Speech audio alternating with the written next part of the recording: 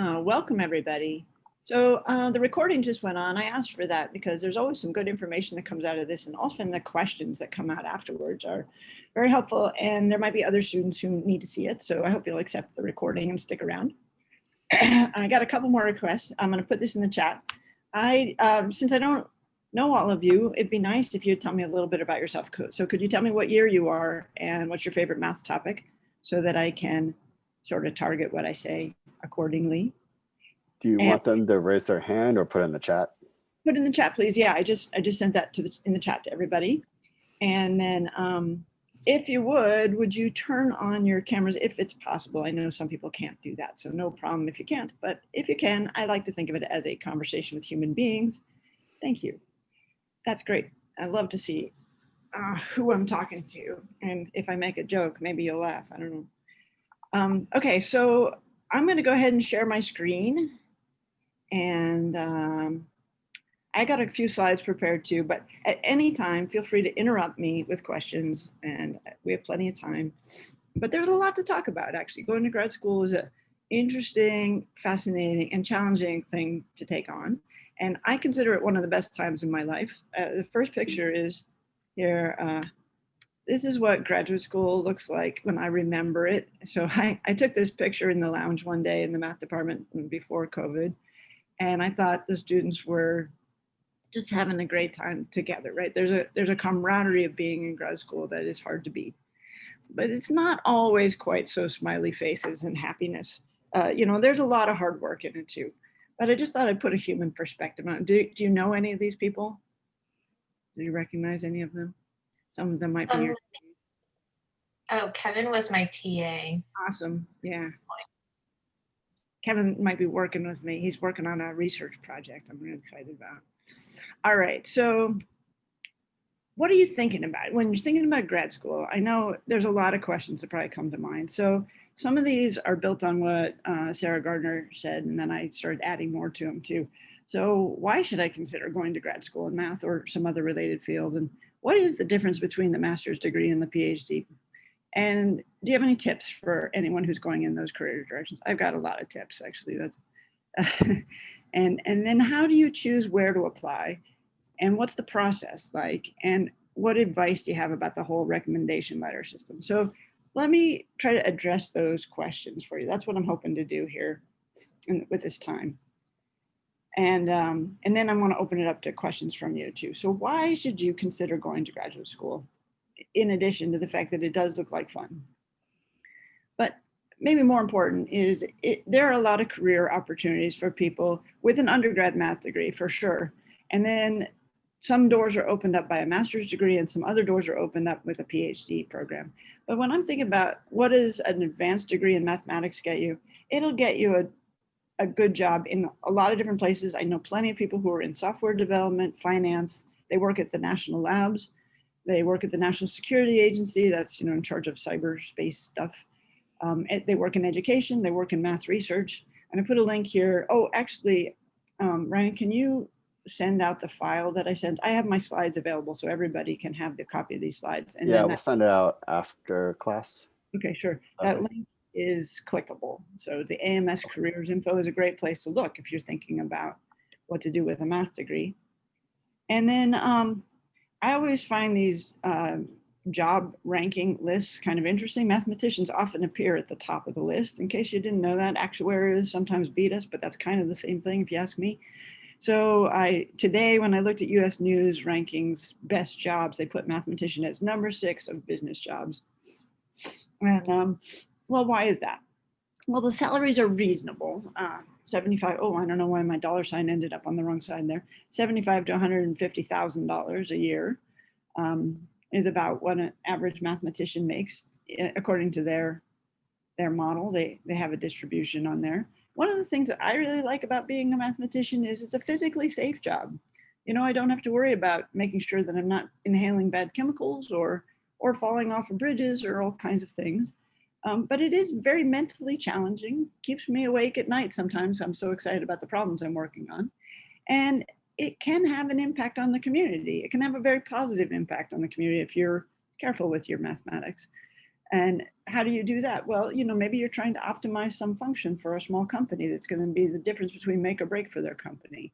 Or maybe you're trying to figure out where best to target your advertising, or how to optimize the way that packages or people move around in your business. So there's lots of ways that money can be saved with optimal mathematics. And that's among the best reasons to study more mathematics, and that companies hire mathematicians. And in the US News ranking, it said something that I agree with too, that a master's degree in mathematics is ideal, especially for mathematicians interested in working in the private sector. A PhD or a doctorate is typically needed for a research position. So a doctorate and a PhD, those are synonyms. And that's pretty much true. So a master's degree is a very promising degree right now. And a ton of my undergrad students are applying for master's programs, the majority of them for sure. I think my data agrees exactly with what Dawn was showing you guys. And the third reason you should consider applying to math grad school is because if you're the kind of person who enjoys the challenge of tackling a hard problem. If that doesn't sound appealing to you, that's okay. Not everybody should go to math grad school. It should really depend on your interests. So if you like tackling those hard problems and you want to learn more math, and you want to be more focused on math than your undergrad degree allowed you to, and you even want to test your limits of how far can you go, I actually believe that sort of everybody's good at math, and everybody has a place where you're learning, it's going smooth, and then you hit a wall. And that, where is your wall? I know where my wall is. It's category theory. I just don't get that stuff. So everybody has a place where you learn to that point, and that's good. I actually think it's good to bump up against your limits and see if they're real limits or if you can even get past them. So what I mean by being more focused too in math grad school is when you're an undergrad, I found that challenging because you're kind of pulled in lots of different directions, right? You're taking your English class, and maybe you're taking a dance class, and maybe you're taking 2 math classes and a physics class or something, right? And your brain is kind of spread out. And I thought the first year of grad school was so fun because I just took math classes, and I found that helpful to me. But once again, I made a career out of it, right? So that's not true for everybody that they want to do that. Okay, so those are some of the reasons you might want to consider math grad school, or related fields too. I mean, operations research, electrical engineering, all those things that Ryan just mentioned, those are all ways that math is being used in different fields. Okay, so what is the difference between a master's degree and a PhD program? Have you thought about that a little bit? So there really are 2 options. And I would say for a master's degree, what is a student doing in that case? Well, a typical student spends 1 to 2 years in a master's degree program. They take a full load of math courses. That means like 3 to 4 classes each quarter or each semester. And the main focus is on advanced coursework. They also might do a research project with a professor and write a short thesis. And I would say actually writing mathematics is excellent training for any career that you want to do. It really forces you to be very careful with your words, very precise, and learn how to talk mathematics in a way that could be useful to another person. And I actually think that learning to write mathematics precedes learning to read mathematics. Just like when you're learning to read, English, learning to write your letters precedes learning to read. You kind of have to know how to put together the code in order to really understand what you're getting out of it.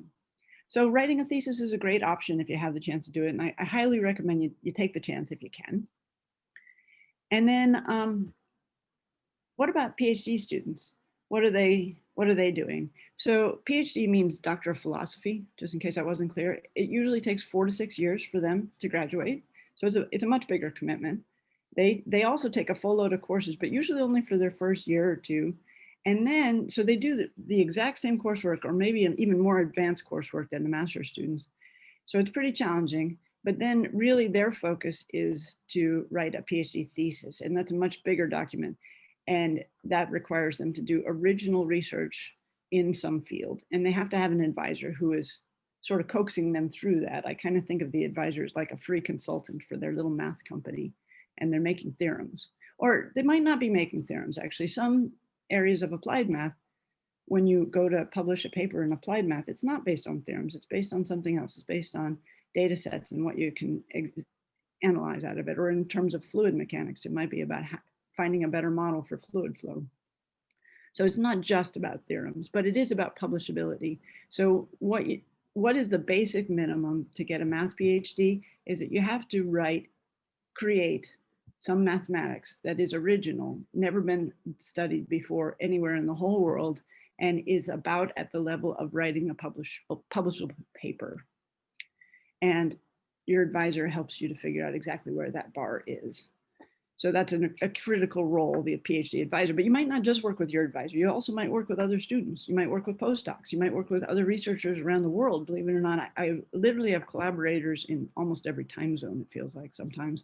And when we all try to meet together, it's not so easy. And what it takes to get published in different fields means different things. So maybe you'll get something published before you graduate if you're in a PhD program, and maybe you're not even ready to submit your article when you graduate, but that's okay too. Everybody's got different standards for different things.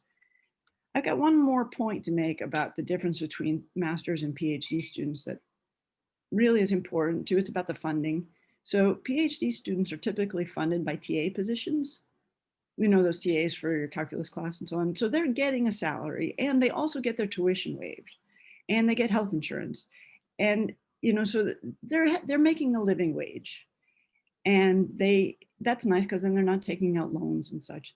They are required to work about 10 to 20 hours a week on their teaching. So it's a pretty good commitment, and it does take away time from their studies, but they get the funding, so it works out pretty well. The master's students are usually funded by the students. The students pay the tuition, and students pay their own living expenses. You might have to take out loans. But that's a big difference to keep in mind. It's a shorter period of time. Maybe you think of that as a good investment for your career, right? So maybe that's worth doing. But those are the two options. And because the master's students are paying for themselves, of course, it's a lot easier to get into the programs often. Okay, so what tips would you give anyone interested in going to those careers? I have a whole advice column on my website, and actually I have a little article I should send you guys, but it's called, I want to start something for tips on how to be a good undergrad in math. So stay tuned for that. Maybe I'll send that to you through Ryan. But this is a little bit different. So what are the tips for moving into the idea of going to grad school in math? So my best advice, talk to a mathematician and talk with non-mathematicians. Another thing is be flexible with your career goals, and definitely don't fear failure. Like, jump in and try it, apply for these things, and you may get some and you may not get some. There's no harm in trying. And I want you to find a way to make it fun. And I hope you know this, but you choose your own attitude. Fun is in the eye of the beholder. So I want to elaborate on each of these points a little more, but I was just telling you up front what I'm going to tell you, okay? So in terms of talking to mathematicians and talking to non-mathematicians, if you're as a student, you know, you're not exposed to a whole lot of people who are out there in the profession just yet. So you take advantage of whoever you can. Talk to your instructors, talk to your friends who are maybe just went off to grad school. Talk to professionals who you know from your family or other connections who work in this area, and ask them about their job. Ask them, how did they get there? What are the pros and cons of that job? Every job comes with pros and cons. I have the attitude, as long as 50% of the days are good, it's a good job. You can't expect a job to be fabulous every single day. And you should also talk up to them about your mathematics. So I want you to practice talking mathematics with other professionals in a way that can help them relate to you and you relate to them. So what are their problems? And figure out how could mathematics help them with their problems, and help explain that to them. That's part of being a mathematician, right? Is explaining how your math will help others. And another thing, in terms of talking to mathematicians and non-mathematicians, I totally agree with Ryan's point. Apply for internships or undergrad research opportunities, because that's a great way to get talking to these professionals, right? You get exposure to career professionals that way.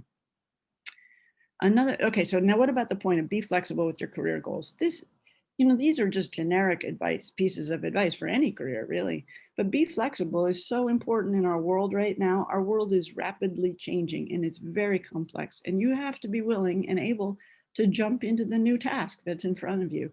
So don't be too fixed or rigid about what you want to do with blinders on to what are the opportunities. Like, look around at the real opportunities and take one of those.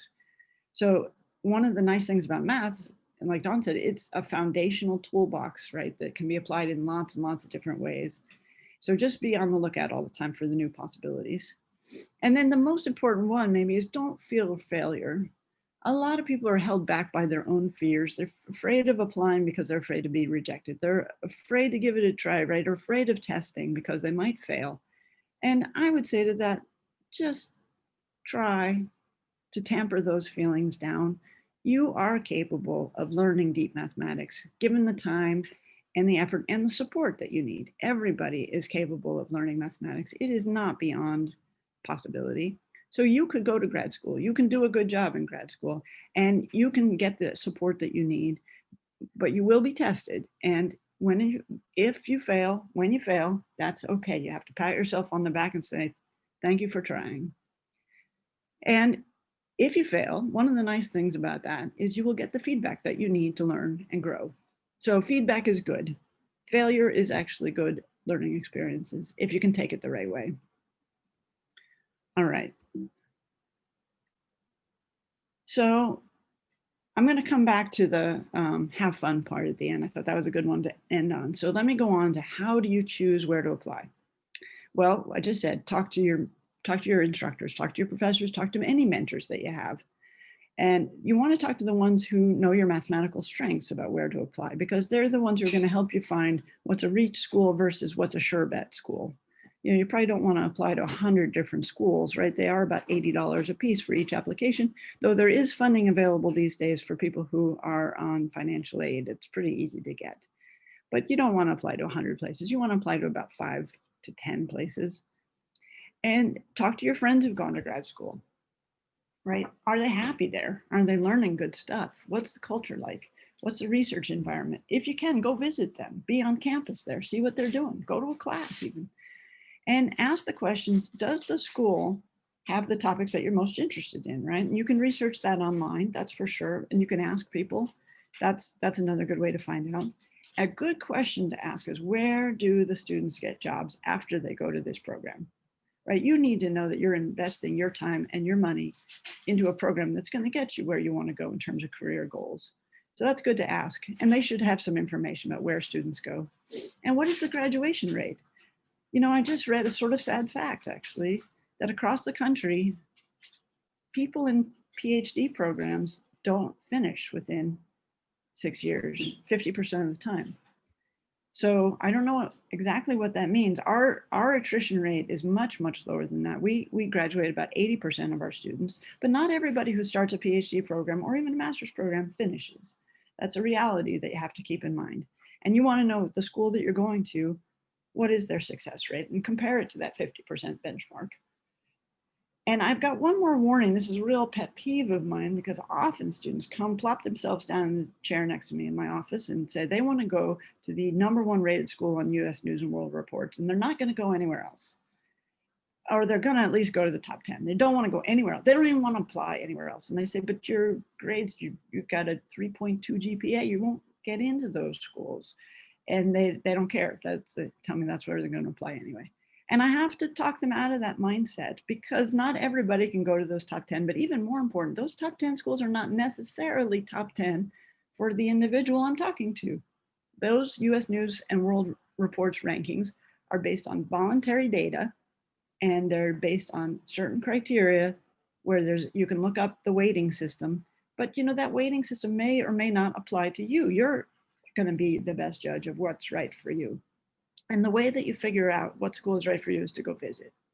So I consider that much better than looking at US News. But it's okay to look at US News and World Reports and think about, what is the top 100 schools? Narrow it down from there. Don't go to number 23 because that's the best school that you got into, when number 24 looks more appealing to you. Okay, so that's clear. Okay, and what is this process then? So if you're applying for graduate school, what do you have to do? So every school is a little bit different, so I can't tell you what you'll have to do.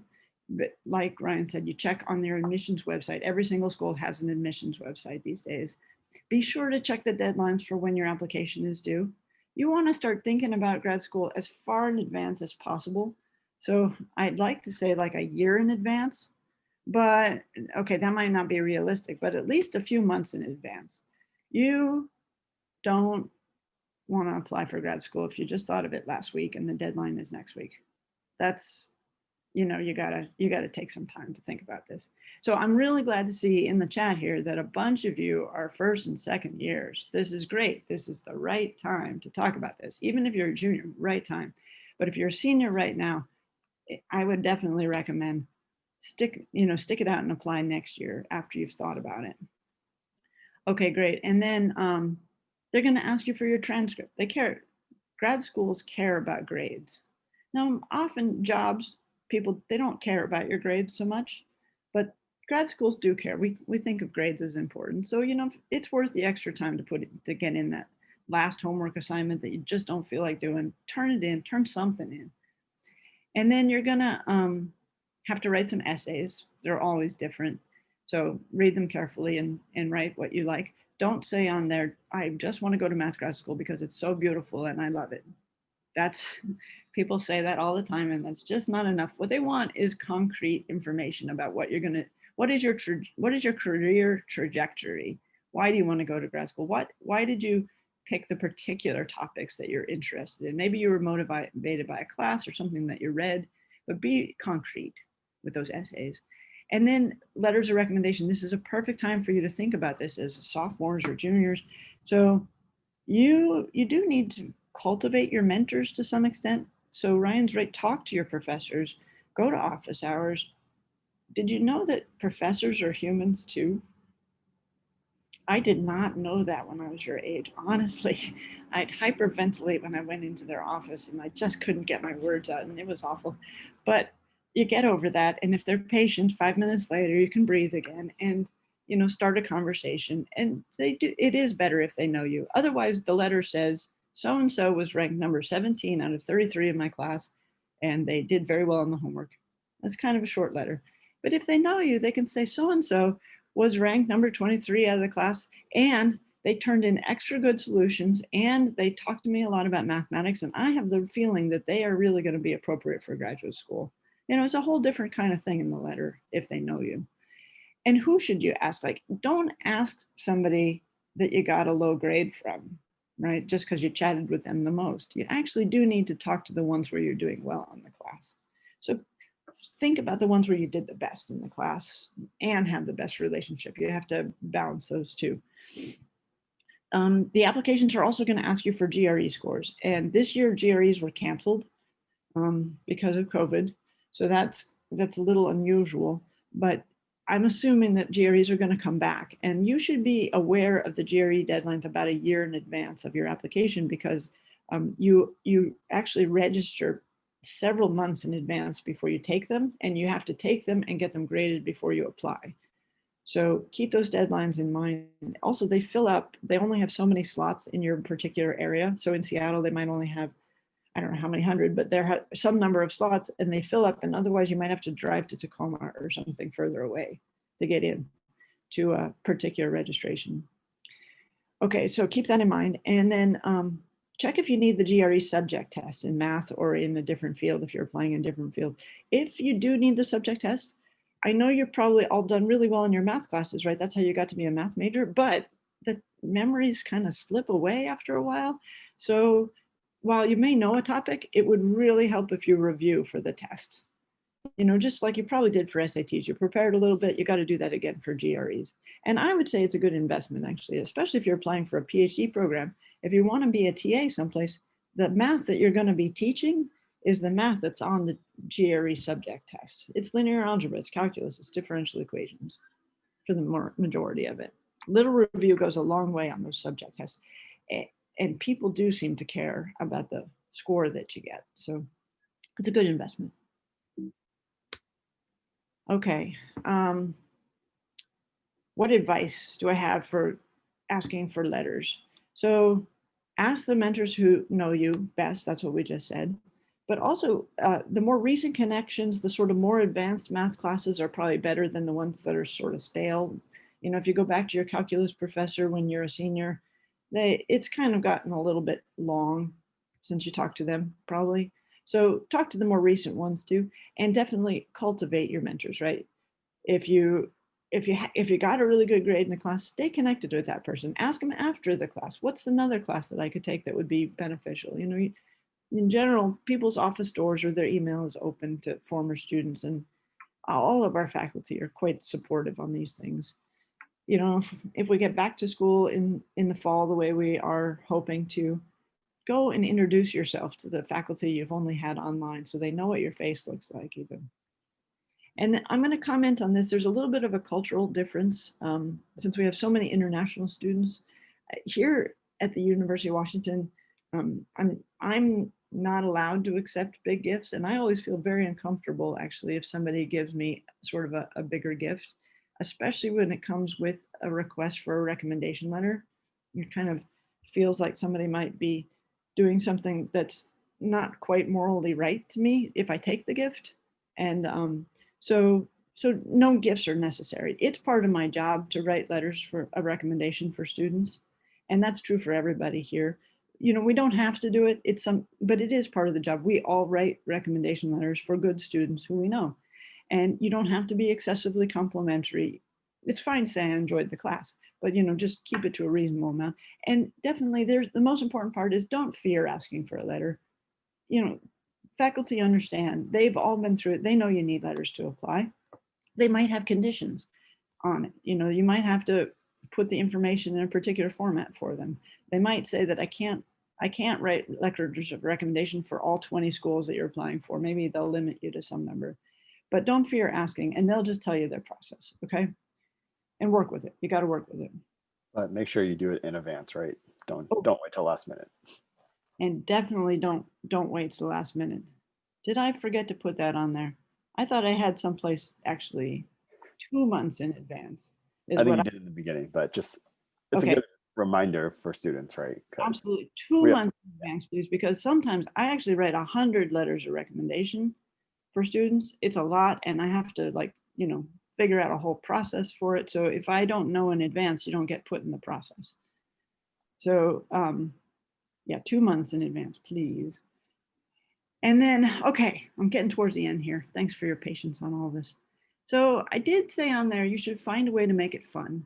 Graduate school, it is totally fascinating, interesting, but it's also overwhelming for some people.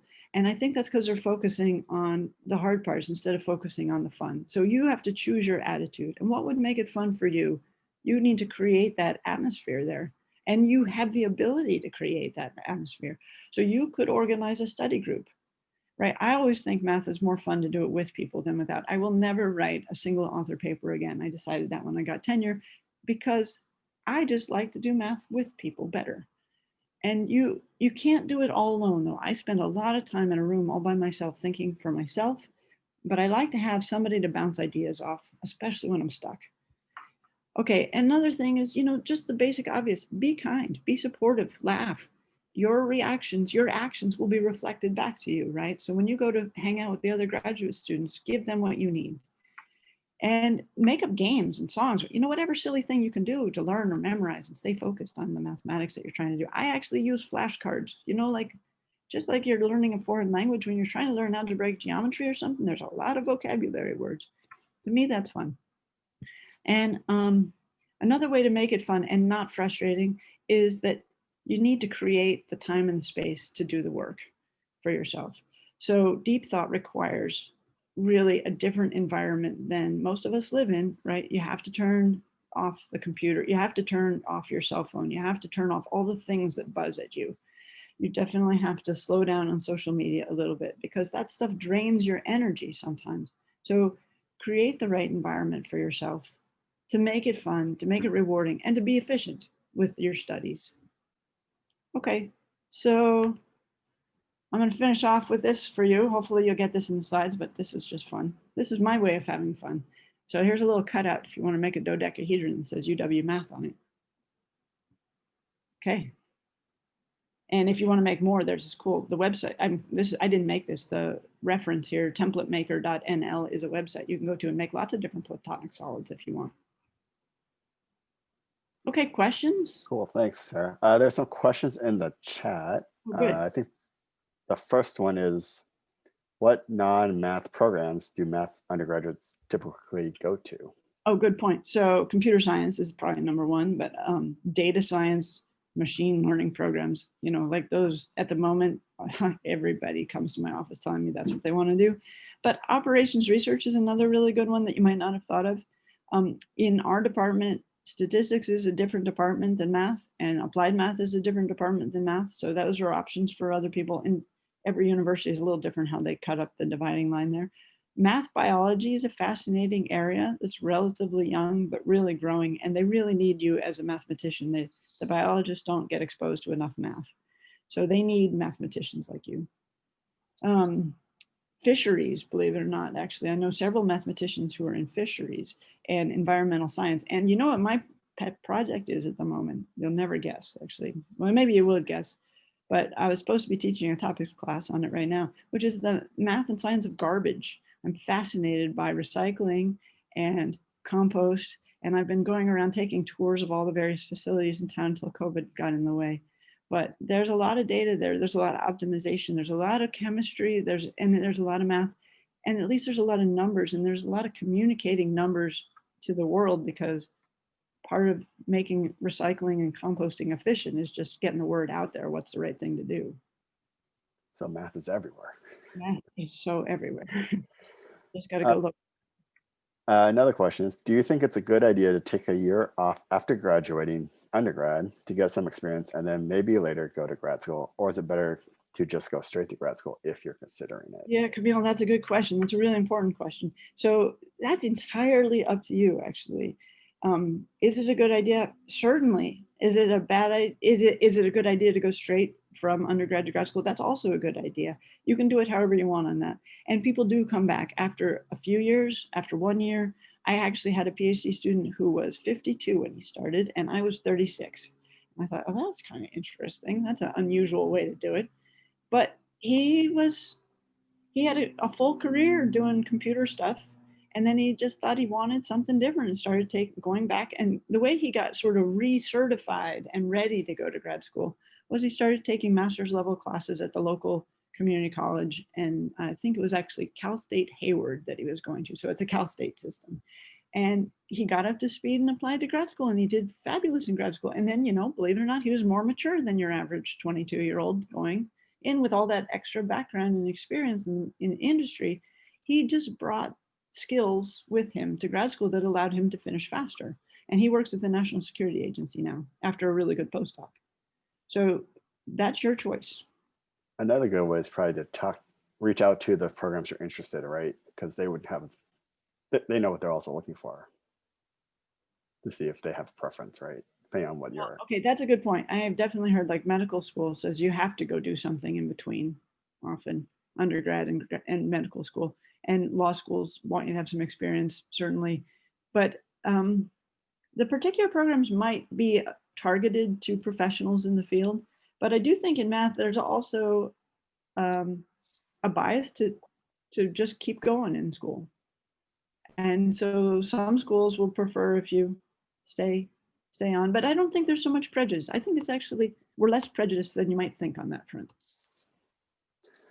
Another question from Ali is, what would you recommend for staying involved in math for a student who will not go directly to grad school after graduation? I love that question. I think everybody should stay involved in math. That's good. Well, number one, look everywhere in your life for math opportunities, right? So actually, here's an example of that. I've recently taken on sailing with a real passion, and I've been racing a ton. So it comes up that the Commodore's Cup this year went to somebody who isn't what I consider the best sailor. So why not? So you have to dig in and look at the details of how they select the cup. And well, then I decided, well, that kind of evaluation of the cup doesn't seem right to me. So, I use my math skills to write up, here's 6 different ways you might evaluate people's sailing skills, and notice that the ranking of the sailors is different. So I brought my math skills into that community because I like my math and because maybe it broadened their horizons too, right? I want to share that kind of thinking with them. So every day, think about how your math is applying to your world. And, a lot of people do tutor and volunteer at different schools. There's a lot of kids in Seattle and outside Seattle, and everywhere, that are disadvantaged in terms of their education. Could you help somebody make a difference in their life by volunteering like for their math club, or a lot of it, there are a bunch of other programs. There's this Math Kangaroo program, there's the Math Olympiad program. But do you want to do kind of advanced math? Do you want to do the math for the elite, or do you want to try to help people who are struggling? You know, those are choices. I know some people, actually several of our graduate students have gone to teach math in prisons in the area in Washington. I find that fascinating. I wish I had time to do it, and I hope I do someday, because prisoners are kind of bored, you know, they need something, and actually giving them some math to think about is probably a lot better than turning on other things they might think about. Are there any other questions? If you do, in the chat or raise your hand. Raise your hand, yeah. Or just turn on your mic. Sarah might want to talk to people instead of just me. Sarah, I do have a, oh, go ahead. Go ahead, Nathan. I was just going to ask what sorts of classes you teach right now. Oh, well, so I had this weird experience that I've been on sabbatical this past year. So I'm the only person who's unqualified to teach online right now.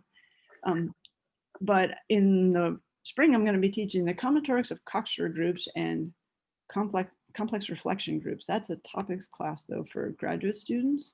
So unless you've already had like a full year of algebra and combinatorics, it probably isn't the right class for you, but I'm figuring out what the assignment is for next year.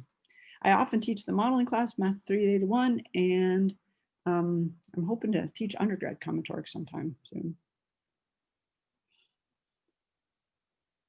Don, did you have a question? Sarah, as an advisor, we get this question a lot, especially since COVID-19 and extraordinary circumstances quarters S grades in our math majors coursework, and how would that impact graduate applications? I'm suffering with this right now as the admissions chair for the PhD program. I almost just want to like throw darts at the names on these things, because what do grades mean this year? I don't know, and I don't have GRE scores. So it's a really weird year. Everybody understands that. Everybody across the whole country understands that grades are a little different and the pressures were really different this past year. So I would say if that's what you have to do to take an S grade to keep your life sane, you should do that. Just keep it real and don't worry about it. If they don't want you, find another program. But that's where it's more about finding a program that's going to take you with the transcript that you have. There is a program out there for you. And if you can get the grade, I think a grade of 3.0 is sort of looked upon as good, you know, 3.0 or higher.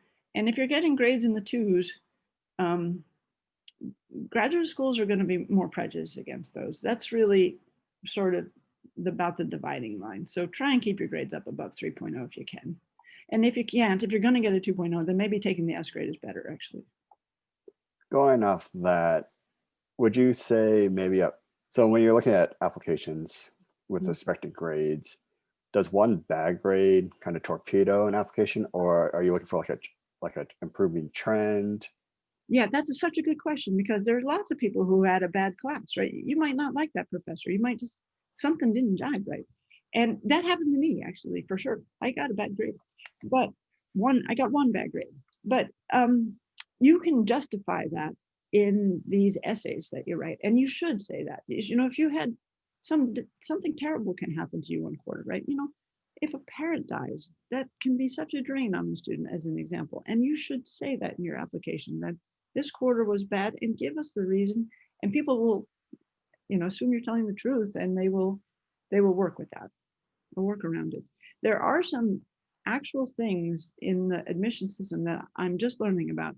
One is that I actually cannot offer admission to anybody with a grade point average less than 3.0 at the University of Washington without applying for a particular, what's it called? Like a waiver of some sort. Like a waiver, yeah.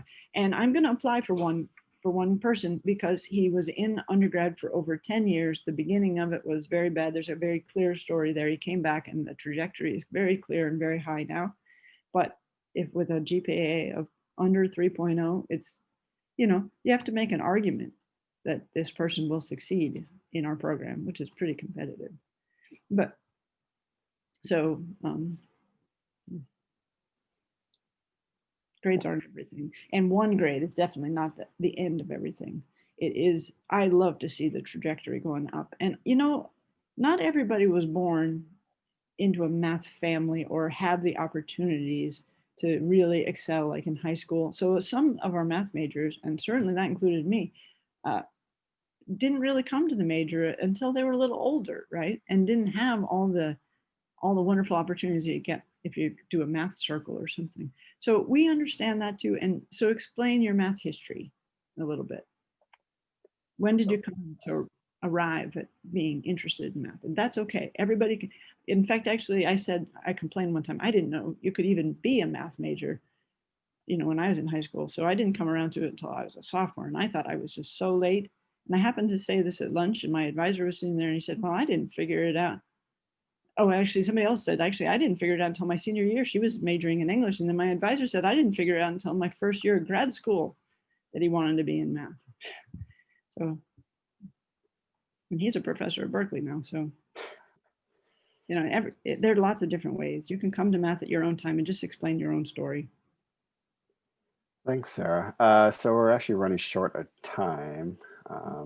Dawn, you want to wrap up real quick? Because I think students might have another class after this. Yes, I just want to very quickly address next week's discussion. We're going to discuss career pathways. It's going to include a mock hiring activity. So if you can go into Canvas and take a look at the job description and the 7 resumes, and there's nothing to actually do other than you should think about who your 2 to 3 top candidates are and reflect on why you selected them. And then next week, you will be placed in breakout rooms as a team. And among your team members, you'll select a top applicant, discuss why you selected them. And then after your discussion, each of you will submit a very short statement, just explaining your thought process and why you selected them. So nothing to really write for next week, but if you could glance at the resume and job description and come prepared. And there's no right or wrong answer for next week's assignment. So just come with your reasoning. Great activity. All right, thanks everyone. And thank you, Sarah. Thanks for coming, Thanks, Sarah. everybody.